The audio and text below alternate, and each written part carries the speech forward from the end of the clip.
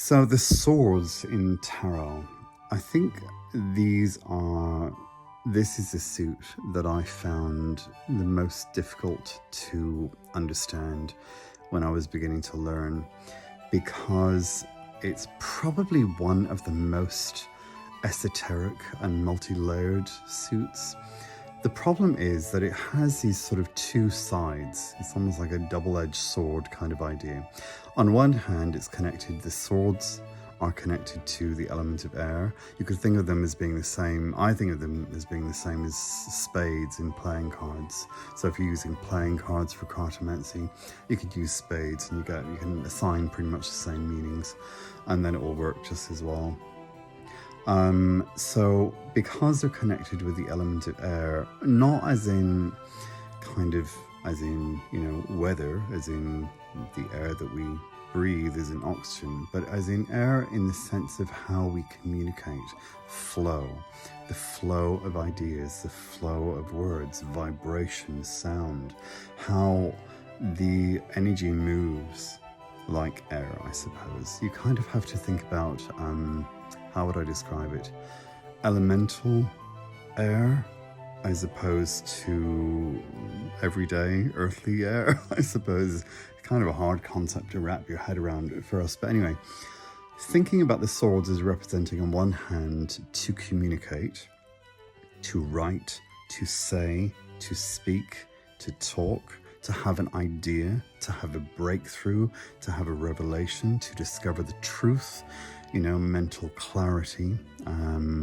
On one hand, the sort of fresh perspective, intellectual breakthrough, all of these like problem solving, all of the typical kind of ideas that you'll find if you type into Google, what is the meaning of the Ace of Swords? Yes, on one hand, those meanings can absolutely be applied to the suit of swords, and they do work pretty well. However, for me, and I think about the court cards like this, and it's really helped me to be more specific and faster when I'm reading tarot cards, which is what we all want to do. We don't want to be kind of beating around the bush and spending ages going through looking at all these different interpretations, thinking, well, what could this card mean? You want to have an immediate intuitive hit. I keep saying this, supposition kills intuition. I remember hearing a teacher, I can't remember what their name is now, but Camelia Elias, I think her name is.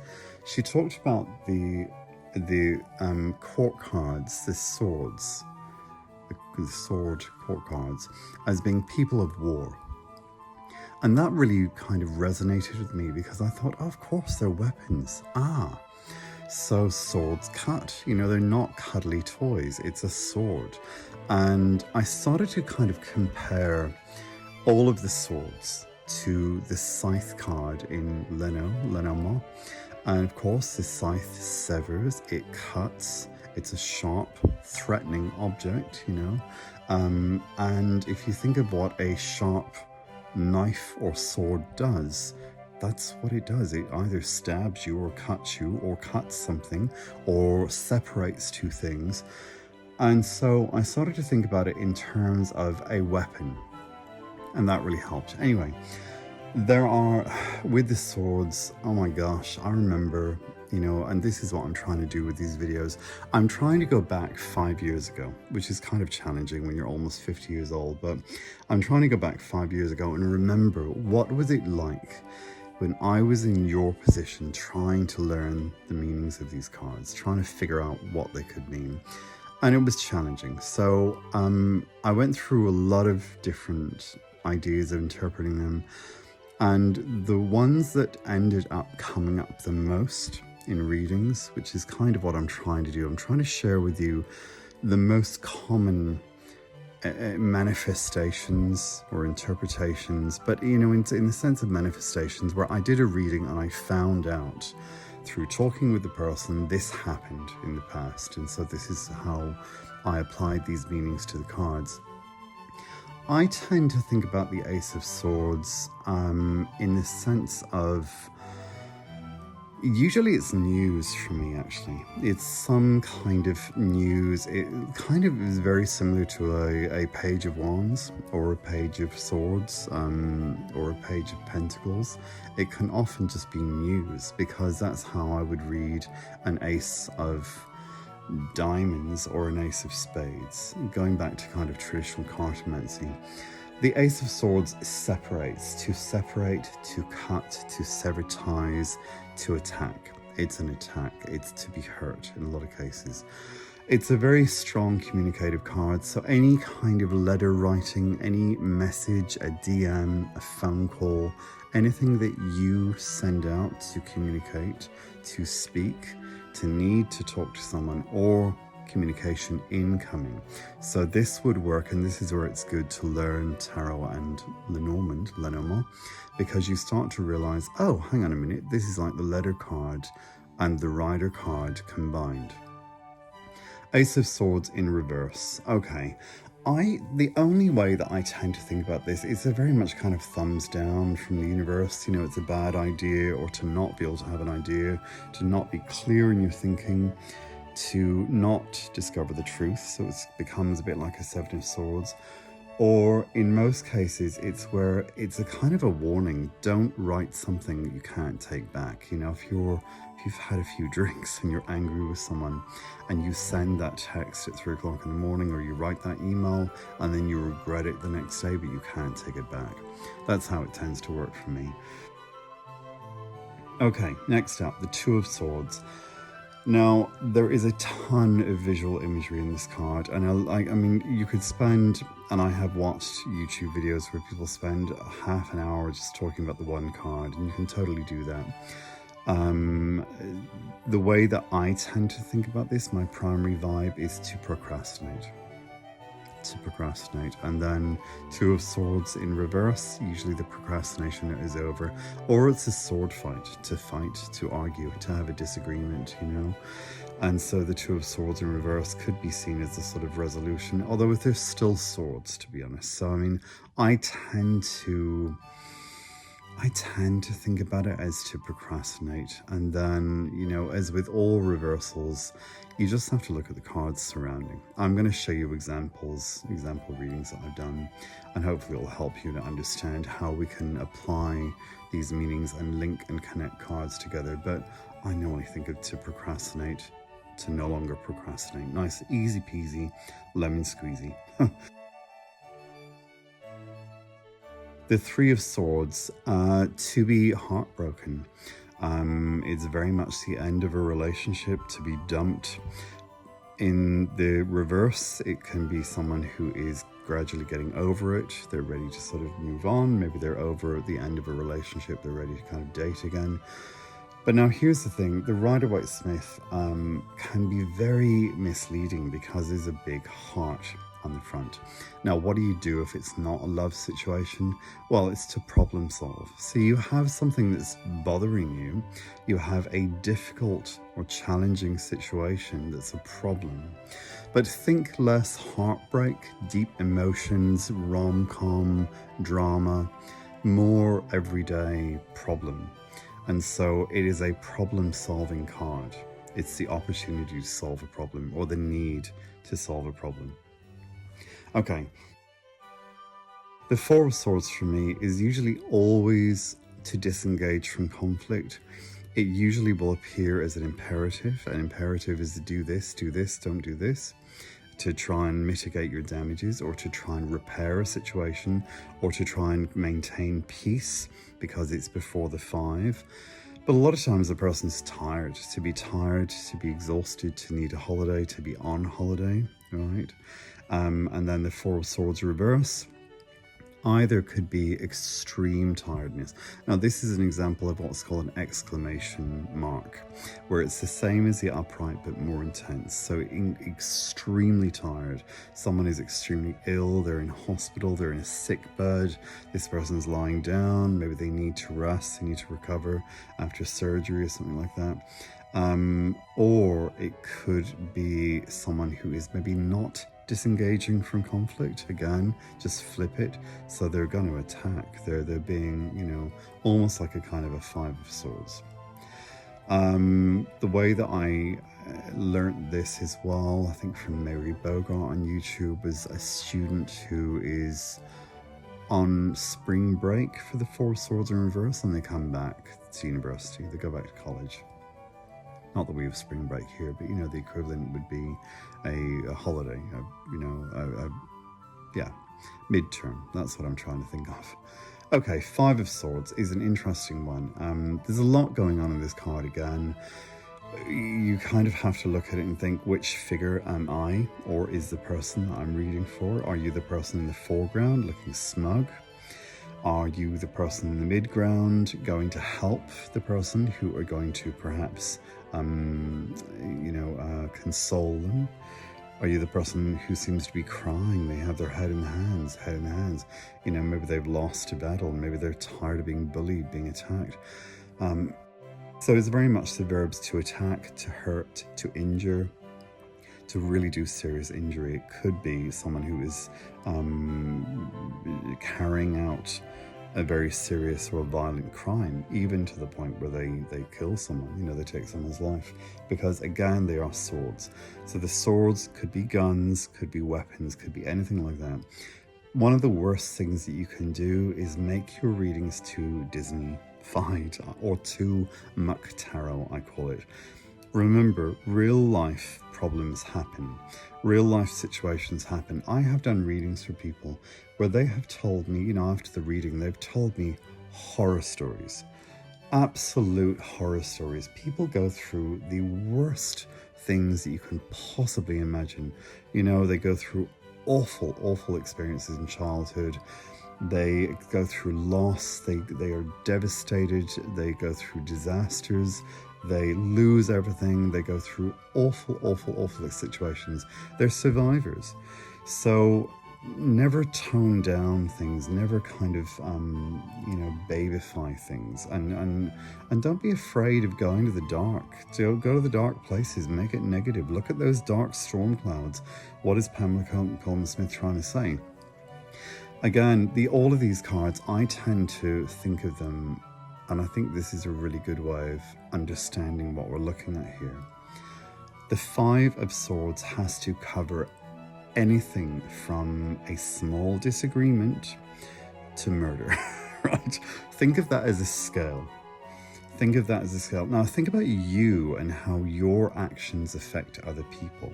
It's a very moral card. So are you a nice, nurturing, empathic, gentle person, or are you a total, what? Are you a horrible person? Do you enjoy hurting other people? Do you get pleasure from it? Are you a complete sadist? Yeah. So you got to kind of think about that. But normally to have conflict or to change, because the fives are connected to the fifth Sephira on the Tree of Life, Gibora and Mars. So any kind of change, right? It's not necessarily a conflict, it could just be a change. The Five of Swords in reverse, a lot of times this card tends to come up for me as it's like a make-up sex. That's the best way I can describe it. Think about a couple fighting and then they have make-up sex afterwards. So normally you make up, or it's worse. But in a lot of cases, it's you've made your peace. The war is over. Okay, Six of Swords. This is an interesting one because I tend to think about the Six of Swords because it is a six, and all of the sixes, what you want to do to really understand how the sixes work is look at the Tree of Life diagram in Kabbalah, because the sixes are on what's called the middle pillar.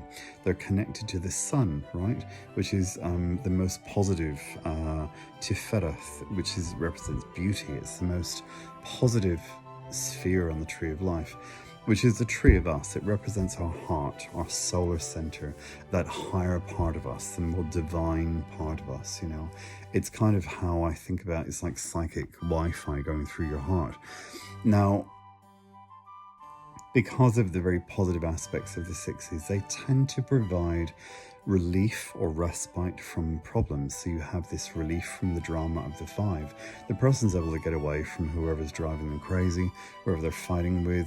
Maybe they are helping other people because there are other people in the boat. It looks like an adult and a child. Could be female, maybe not. Again, I like the way Pamela Coleman Smith, in a lot of cases, I believe she used female models actually when she was painting these, during these paintings or drawings, I suppose. So a lot of them tend to be very, androgynous, and it's not really that clear whether we have a male, female, they, them, so on, which is nice, is really nice. Anyway, this person is helping, by the looks of things, a person to get to safer shores, to get to a different place in their life. Maybe you're moving from a very difficult, challenging place into a much more positive time or new chapter of your life. The danger of this is that there are 6 swords in that boat. So is the person taking a lot of baggage with them, to take baggage from a bad relationship into the next relationship?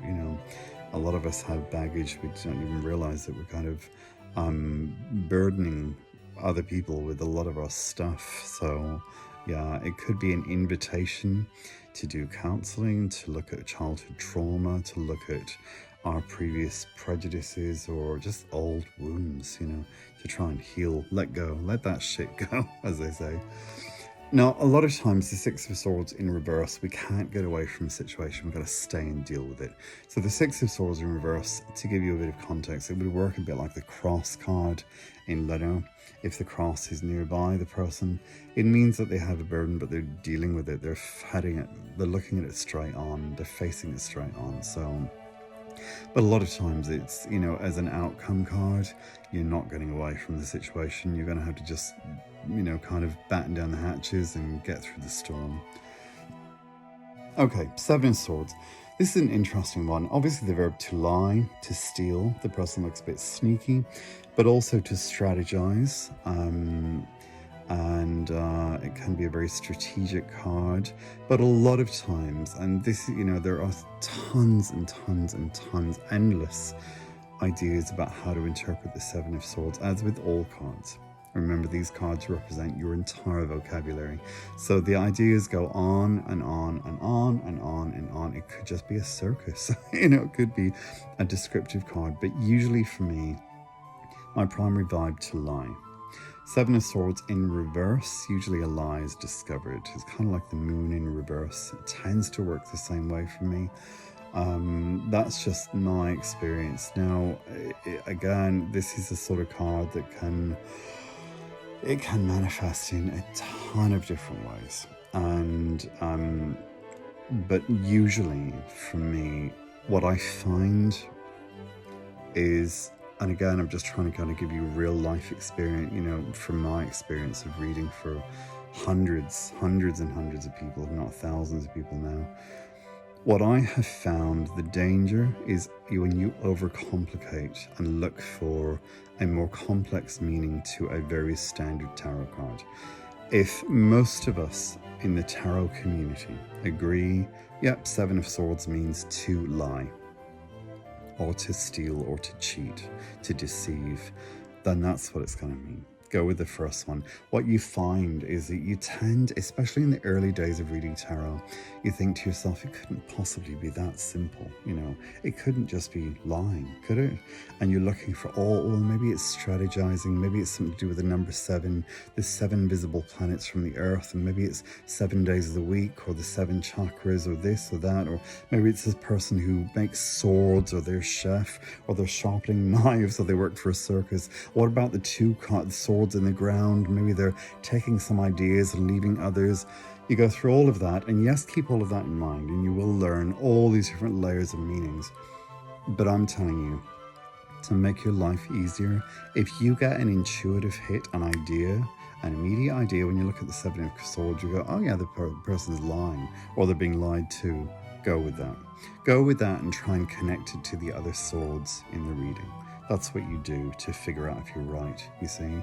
Go sword to sword, wand to wand, cup to cup, pentacle to pentacle. I was never taught this, and no book that I've ever bought has ever taught this. So I'm giving you a top tip from me. Okay, Eight of Swords, pretty straightforward. The person's obviously stuck in a corner, backed into a corner. They are wrapped up in their own thoughts. They are anxious, they're depressed, overthinking a lot of times. Eight of Swords in reverse, you're getting through it, getting through the depression and anxiety. The 8, the 9, and the 10 can all represent depression and anxiety. The difference is that the 8 of Swords is more kind of, it's a self-imposed anxiety. It's a self-imposed imposter syndrome, depression for me anyway. It's something that we feel. It's our emotions or our psychology independent of external influence in a lot of cases. Oh, not necessarily. I mean, usually a person's anxious for a reason. And a lot of times it is because my partner's done this, or my parents have done this, or they've done this, or that, you know, if someone's mistreating them. But in a lot, or maybe they're in jail, you know, it could be just the person's in jail. But a lot of times the 8 of Swords is more of an introspective, I'm doing this I'm beating myself up. And the Queen of Swords works in the same way, just to say, if you got a Queen of Swords in reverse, a lot of times it represents the person's own mind.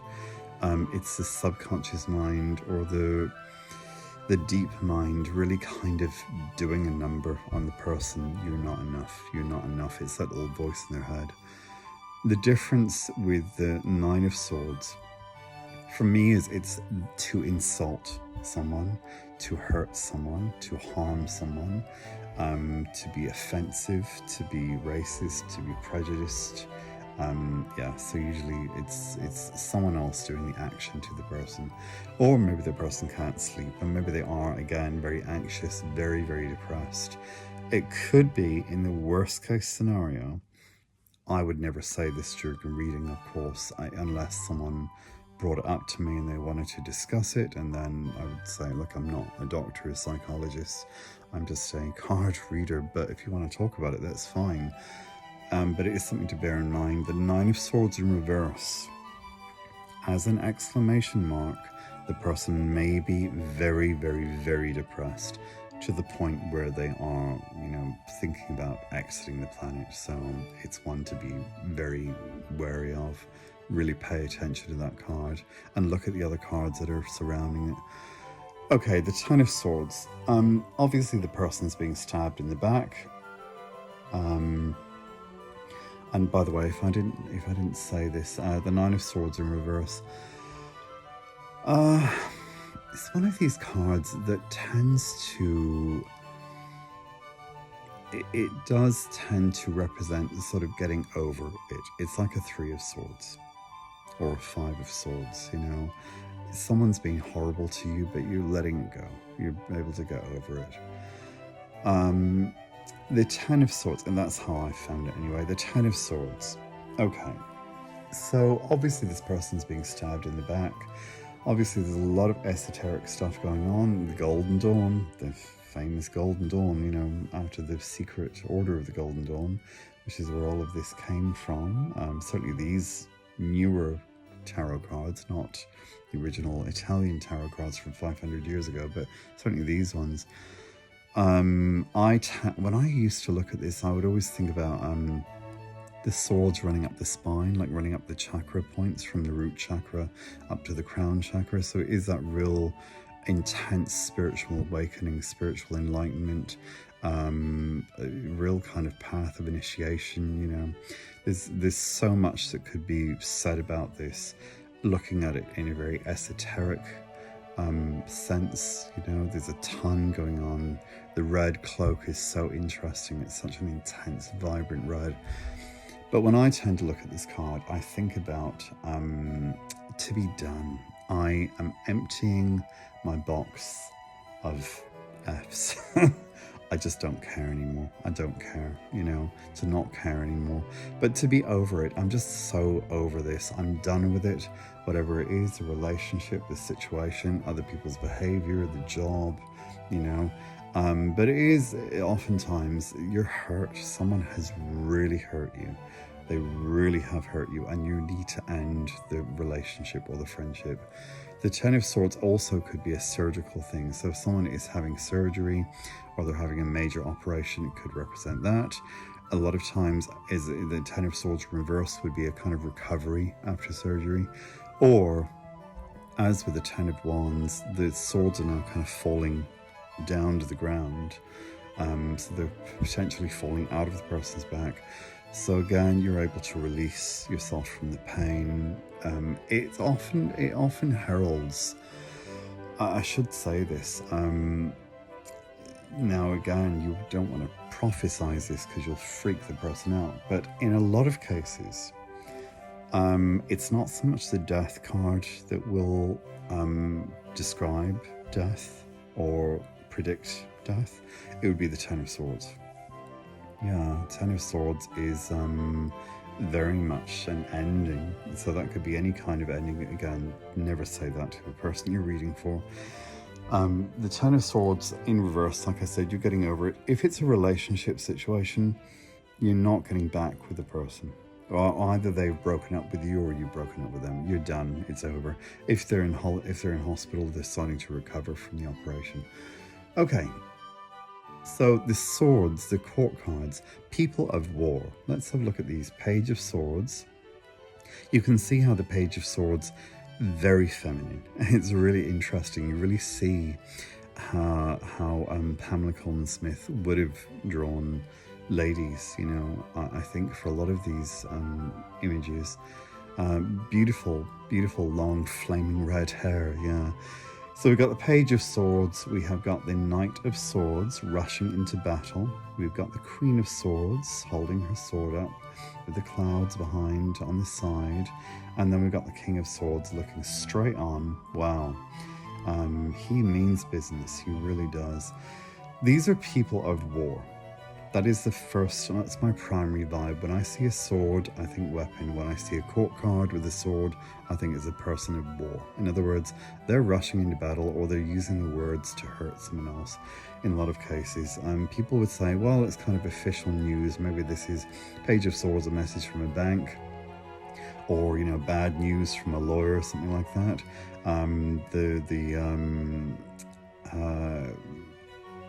The Knight of Swords could be someone who is doing a very logistical job or something very scientific, again connect to the element of air, using their intellect. So they could be anything from a lawyer to a software engineer to a some sort of political analyst or something like that, you know, very, very intelligent.